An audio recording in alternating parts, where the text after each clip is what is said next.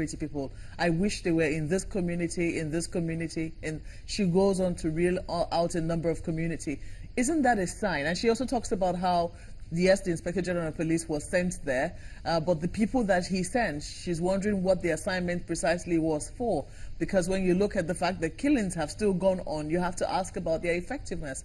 Aren't those signs, aren't those pointers to the fact that, Mr. President, you haven't done well by us at all? No, it couldn't have been.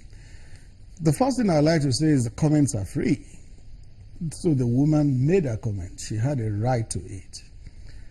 But then the fact that anybody has said something does not mean that is the final position on anything. But she had a right to say what she had to say. She said, looking at this array of security men, soldiers, policemen, civil defense, all of them armed in Makurdi yesterday, she wished they were in Logo and Guma, where the attacks happened, when it happened. Yes, the president was in town. We have seen the president shot down in the street in this country before. It happens in some other parts of the world. So you need to ensure that your president is safe. It's standard practice all over the world.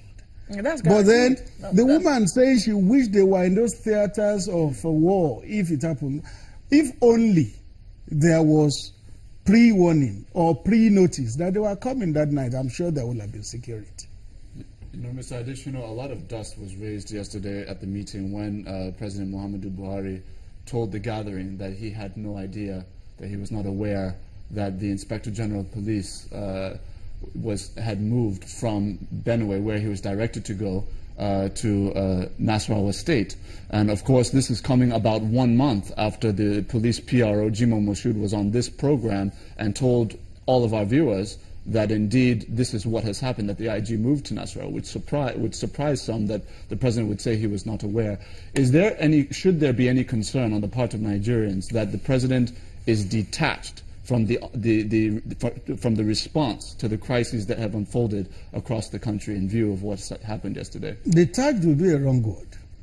The president himself, in the clip you have shown this morning, said he cannot overlook attack in any part of the country. So how can he be detached? Detached is a wrong word. I won't agree with that. Then, on the issue of the IG, I'm sure the police can defend themselves on that. You need to hear from the police spokesman and maybe hear from the IG himself. Yes, the allegation came up at the meeting yesterday that he stayed only 1 day in Benue and moved to Nasarawa. It was news to the president. What follows?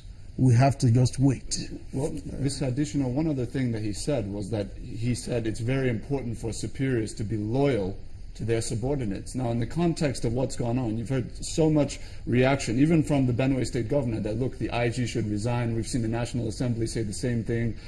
There seems to be a reticence to respond to issues of indiscipline, to issues of incompetence in this administration. I want to ask you how much of that has to do with the president's notion that he has to be loyal to the people that are serving him as opposed to perhaps being loyal to the citizens of the country? Yes, loyalty is two ways, as the president has said. And if you know, the president is a man that is loyal to those who are loyal to him.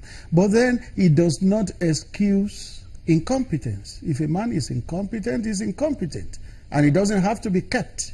But a man does not have to be sacrificed unjustly. That's what the president is saying.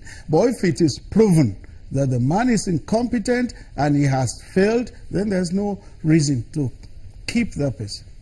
Mr. Adesina, I'm just wondering, first and foremost, it also points to the fact, it also points to, it raises questions as to whether or not the president sees the papers or follows what goes on in the media.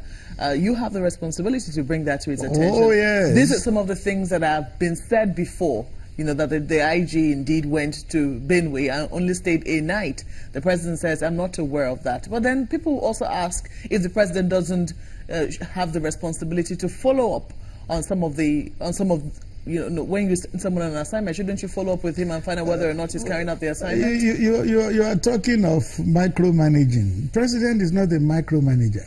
In fact, one of the strengths of the president, which I agree can also be exploited by unscrupulous people, is that when he gives you an assignment, he leaves you to do it.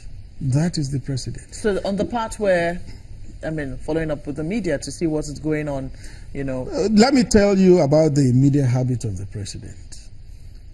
10 a.m. every day, what we call media highlights must be available for the president. And immediately he receives it, he goes through it. I've been with him a number of times when he's going through media highlights, which must be ready for him 10 a.m. every day. That is what he consumes early in the day. And later in the evening, get to his house, you see him reading the newspapers scrupulously. So how could he have missed that information? The information didn't come until yesterday. Mr. Adesina, are you two hearing for the very first time? I have had allegations. Yes. I saw the first PRO when he came on this program. I had allegations, but they are in the realm of allegations until the key stakeholders mentioned it yesterday.